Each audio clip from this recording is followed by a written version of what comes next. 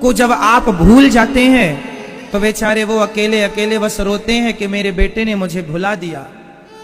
ऐसे ही जब भक्त भगवान को भूल जाता है ना तो भगवान दुखी हो जाते हैं, मेरा भक्त मुझे भूल गया है। इसलिए बस उन्हें बस याद रखो। हे नाथ मैं आपको कभी भूलूं नहीं। याद रखो भगवान को, वो हमारे माता पिता हैं। मात पिता तुम मेरे त्वमेव माता च पिता माता रामो मत पिता रामचंद्र। भगवान ही हमारे माई बाप हैं। प्रेम करो।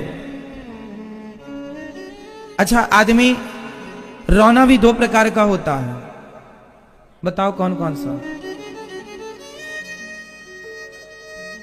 जोर से।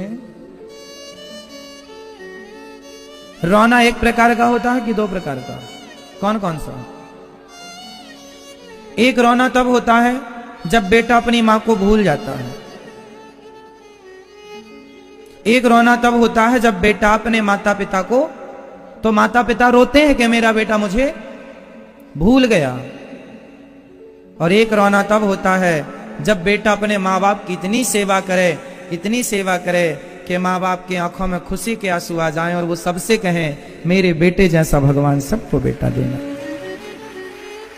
तो दो रोना हो गया। उसी तरह भगवान भी दो प्रकार से रोते हैं। एक रोना तब रोते हैं जब आप भगवान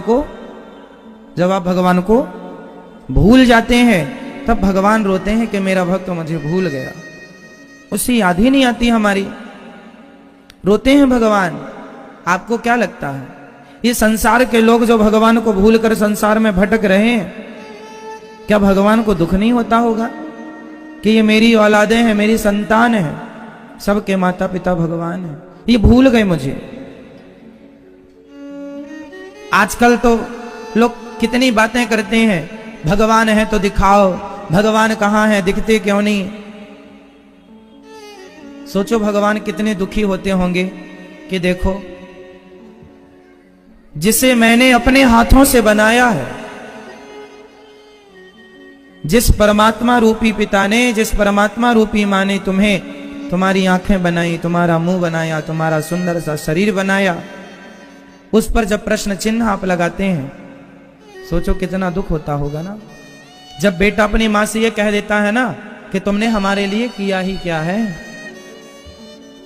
जब बेटा अपने माँ बाप से ये कह देता है कि तुमने हमारे लिए किया ही क्या है।